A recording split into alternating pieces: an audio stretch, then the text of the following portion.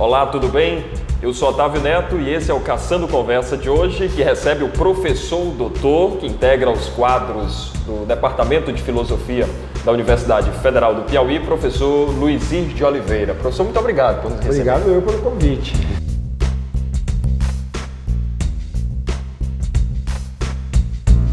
O professor já é há um bom tempo, né? Servidor da... 13 anos. 13 Desde anos. agora, dia 12 de setembro, 13 anos. Sempre no Departamento de Sempre no Departamento de Filosofia. Filosofia. O senhor é paulista, né? Sou paulistano. Paulistano. Sou da capital. Da capital. Sou da capital. Veio para o Piauí por conta da UFP. Vim pelo concurso, na abertura do Reúne, né?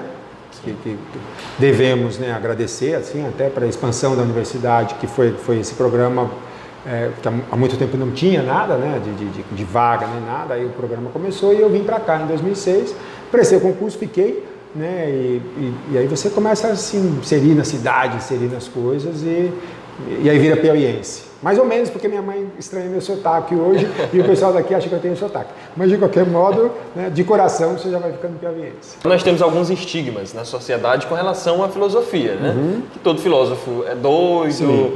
Por exemplo, na UFP, né, que tem a pracinha, que todo mundo usa droga. Como é que você observa todo esse movimento? E as pessoas também acham que a filosofia se restringe ao pensamento, se Deus existe, para onde a humanidade está caminhando. Como é que você observa esses estigmas com relação à filosofia? Enquanto eu estive na coordenação do curso, eu sempre dizia para os meninos, né, para as meninas, os meninos, alunos, né, chegando, os estudantes em geral, eu os recebia, né, dizendo assim: bom, bem-vindos ao curso dos maconheiros, dos drogados, dos vagabundos, dos que não querem nada com a vida, não sei o quê. Por quê? Porque é o estereótipo que a sociedade sempre fez do filósofo. O filósofo fica parado num canto, pensando aleatoriamente qualquer bobagem, qualquer coisa, né, e aí ele vem, senta numa mesa de bar e discute. E aí a gente começa a mostrar que não é assim. Você usar ou não drogas é uma escolha sua, não tenho nenhum preconceito contra isso, né? Dependendo do grau em que você chega, isso pode se transformar numa doença, aí você precisa de ajuda, mas assim, não é porque você faz filosofia que necessariamente você vai ser drogado, que necessariamente você vai ser comunista ou sei lá mais o quê, né? Que necessariamente você vai ser ateu. O nosso projeto bom, você fala de Deus. O que será que é isso, falar de Deus? Por que os seres humanos têm necessidade de acreditar, não é, em alguma coisa e não nada? Né? Por que essa mesa está aqui? Como é que eu penso mesa? Como é que eu enxergo mesa? Como é que eu penso relações humanas? Né? Porque o que é bom, o que é mal, o que é certo, o que é justo e injusto? Não é? O que é democracia? A ética. São questionamentos, porque a gente vem no dia a dia meio senso comum assim, você vai passeando por isso. Em algum momento a gente fala, isso daqui dá em gente. Vamos entender por que isso daqui funciona?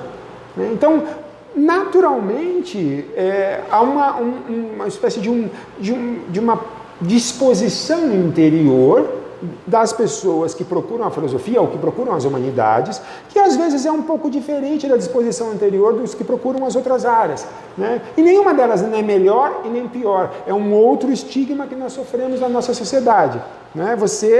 O Brasil no geral, né? Você vai valorizar profissões que teoricamente dariam para você uma condição melhor de se dar bem na vida financeiramente, materialmente, não é?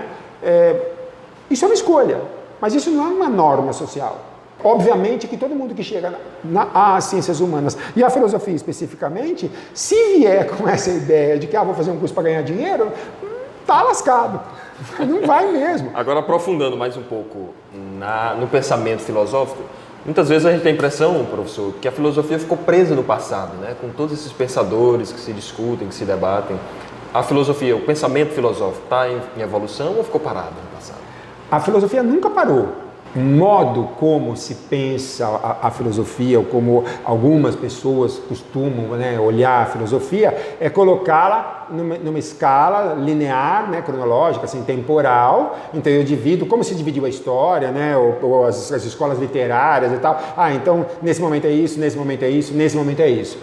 Mas aquilo que a filosofia discute são questões humanas. E questões humanas continuam existindo como existiam lá. Então, se eu pegar um pensador como Platão, lá, século V a.C., ele está discutindo o quê? Quais são os limites e as possibilidades de um regime democrático. Isso não parece morto, não é? Ele pega Aristóteles, então como é que é a amizade? Né? Então são 3 tipos de amizade. Eu tenho um amigo por utilidade, eu tenho um amigo por prazer e eu tenho um amigo por virtude.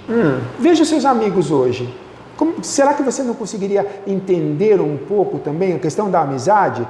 Você fala, aquele lá é um interesseiro, com aquele ali é legal para tomar uma cerveja, esse aqui é meu brother, esse aqui é para toda hora. Você fala, que legal, Aristóteles já discutiu isso lá no século IV a.C., não é? Então, eu acho assim, é a gente tirar esse ranço que se joga em cima dela, porque isso também faz parte desse processo é desnecessário, né? Você vai ficar estudando esse monte de gente, essa velharia aí, não tem velharia nenhuma. A não ser que você se coloque na velharia como essas grandes questões que as pessoas continuam enfrentando. E se elas continuam sendo enfrentadas, você continua tendo gente hoje que segue pensando. Né? Então não tem isso de uma espécie de um conhecimento ultrapassado. Né? Agora, às vezes dá a impressão que as pessoas esperam pensadores modernos.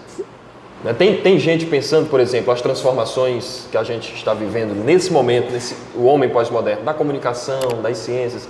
Tem gente pensando... Muitos. Né? A questão eles não chegam à grande mídia.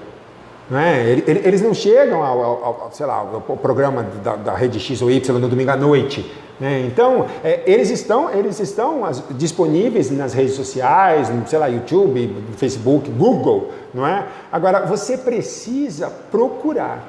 E para você procurar, você precisa saber como procurar. Para procurar, assim, tem algumas regrinhas aqui. Porque senão, se você chegar lá e jogar filosofia moderna, filosofia contemporânea, vai vir lá mostrar 59.500 páginas. Como é que eu sei quem é quem, o que é o que? Né? E hoje, com essa rapidez toda, ninguém tem paciência. Então você não tem esse tempo. A filosofia... Vou falar dela porque é o meu lugar, mas o conhecimento, ele tem um tempo diferente de acontecer, que não é esse tempo do dia a dia. A nossa sociedade, ela tem, assim, exacerbado o utilitarismo. E não tem uma resposta, assim, para falar, um contemporâneo. Tem um contemporâneo, posso pensar aí em qualquer um, né? Axel Honneth, vai.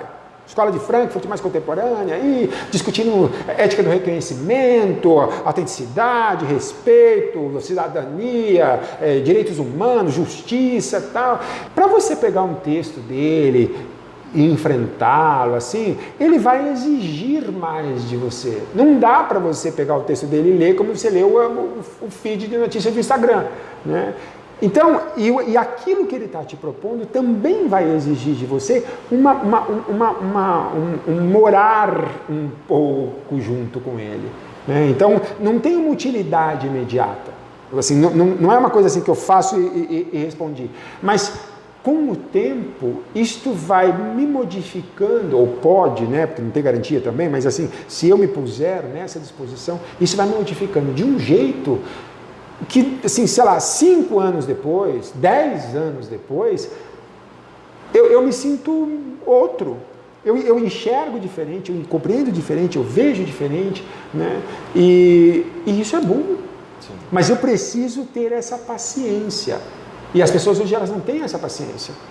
Agora, nós temos alguns nomes no Brasil, professor, que alguns professores romperam os muros da universidade e se tornaram verdadeiros popstar. A gente pode citar, por exemplo, Mário Sérgio Cortella, Leandro Carnal, Luiz Felipe Pondé. O que é que levou essas pessoas a ganharem tanta popularidade? Assim? Uma questão que eu acho que eles entenderam bem foi falar numa linguagem que é a linguagem das redes sociais, meio que gradativamente simplificando o vocabulário, apontando questões que são óbvias, mas que as pessoas precisam de alguém para mostrar para elas o óbvio, para dizer o que é o óbvio, e de um jeito assim muito performático assim também.